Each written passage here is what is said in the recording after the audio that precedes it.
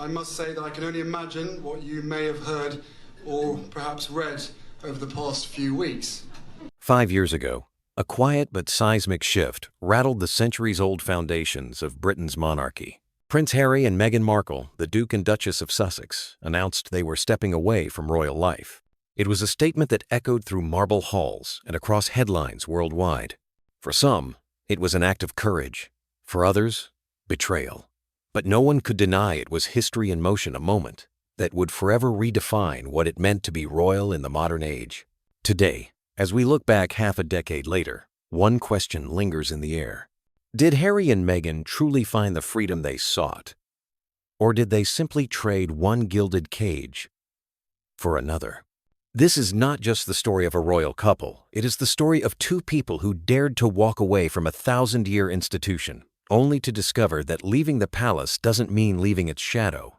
In January 2020, the world woke up to a post on Instagram that would ignite a constitutional storm. Prince Harry and Meghan Markle declared that they would step back as senior members of the royal family, aiming to become financially independent while continuing to honor our duty to the Queen. No such arrangement had ever existed. Within hours, Buckingham Palace was in crisis mode. Behind the scenes, the Queen summoned senior royals Prince Charles, Prince William, and Harry to Sandringham for what insiders would later call the Sandringham Summit.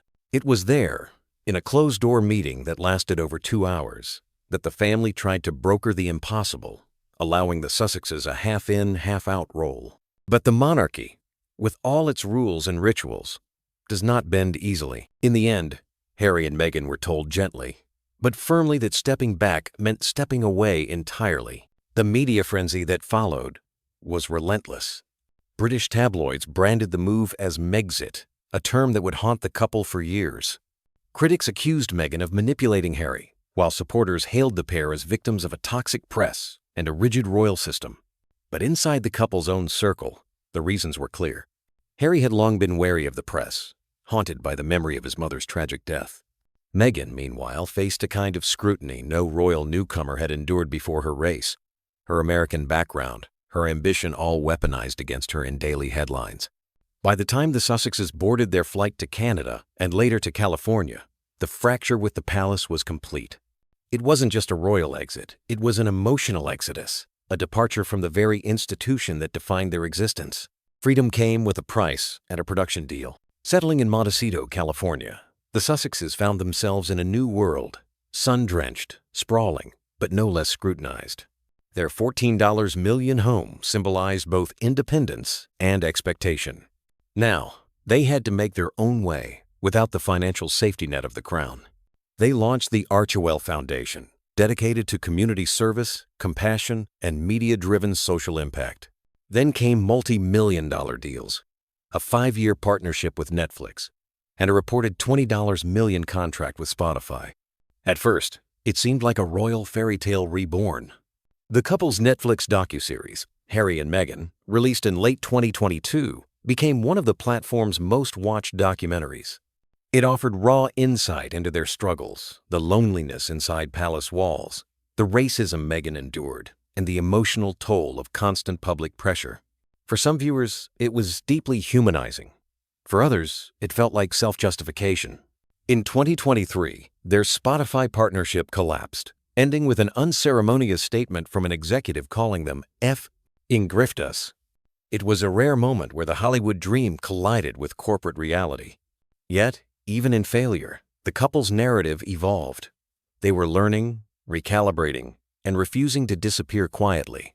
Through it all, Harry continued his advocacy for veterans and mental health, while Meghan re-emerged as a media voice for women's empowerment.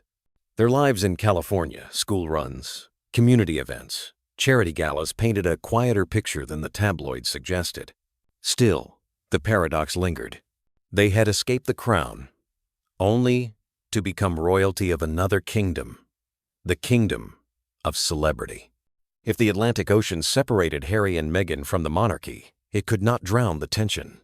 Behind the smiles at rare public appearances lay years of unspoken hurt. Harry's relationship with Prince William, once the closest of brothers, had fractured.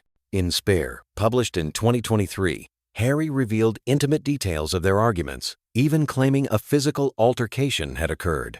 The book, while cathartic, deepened the chasm between the brothers. Their father, King Charles III, has tried to maintain a quiet dignity amid the storm. When he ascended the throne in 2022, speculation mounted over whether Harry would play any ceremonial role. He did attend the coronation alone, without Meghan, but left within hours, a symbolic reminder of how far apart the family had drifted. Even the late Queen Elizabeth II had reportedly hoped for reconciliation. In her final years, she maintained private correspondence with Harry, offering love and understanding.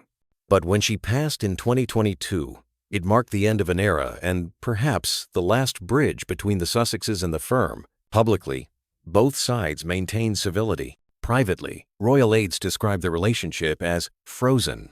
Family gatherings remain formal, if they happen at all. And yet, blood is stubborn. There are whispers of quiet phone calls, occasional messages, and moments of longing that no title or distance can erase. But in the monarchy, forgiveness is often buried beneath duty and time. While it heals wounds, also hardens divides. Once portrayed as victims of a ruthless press, Harry and Meghan have now become media moguls in their own right. They've learned that telling your own story is a form of power, but also a double-edged sword. In Britain, the tabloids remain unforgiving. Headlines mock their ventures, question their sincerity, and frame every silence as defiance. In America, however, the narrative is softer, a tale of reinvention and resilience. For many Americans, Harry and Meghan embody the courage to leave behind outdated institutions in pursuit of authenticity. Their strategy is deliberate. Through Archewell Productions, they create content that mirrors their values, compassion, equality, and mental health awareness. Harry's Heart of Invictus series on Netflix and Meghan's Archetypes podcast show two individuals trying to transform their pain into purpose. But the world remains divided. Supporters see them as modern icons, dismantling centuries of hierarchy. Detractors call them self-absorbed and opportunistic. Every photo, every word, every absence becomes a debate proof that freedom from the monarchy doesn't mean freedom from scrutiny. What sets them apart, however, is their control. They no longer rely on palace press secretaries or royal communications teams. They own their voice, their image, their message. And that, in itself, may be their most radical act yet. 5 years after their departure, Harry and Meghan's story is no longer just a royal scandal, it's a cultural case study. They have become symbols of love defying tradition, of independence at any cost, of the growing tension between monarchy and modernity. Their lives today are quieter, yet their influence remains vast. They continue to attend global summits, support charitable causes, and hint at future creative projects, perhaps even a return to the screen for Meghan. Rumors swirl of rebranding Archewell, of writing children's books, of expanding their humanitarian work in Africa. Meanwhile, the monarchy itself faces new challenges. King Charles's health, William's increasing responsibilities, and declining public enthusiasm among younger Britons raise questions about the crown's longevity. In that changing landscape, the Sussexes, once viewed as deserters, might someday be seen as precursors of transformation. Their children, Archie and Lilibet, grow up between two worlds, heirs to royal blood, yet raised in California's sunshine. One day, they'll decide what it means to carry the Windsor legacy. As for Harry and Meghan, their story remains unfinished. They have lost titles, allies, and favor, but gained something rarer: the right to define themselves. And perhaps that was the true prize all along, because in the end, their royal exit was never an escape. It was an evolution from the institution they were born into, toward the identity they chose.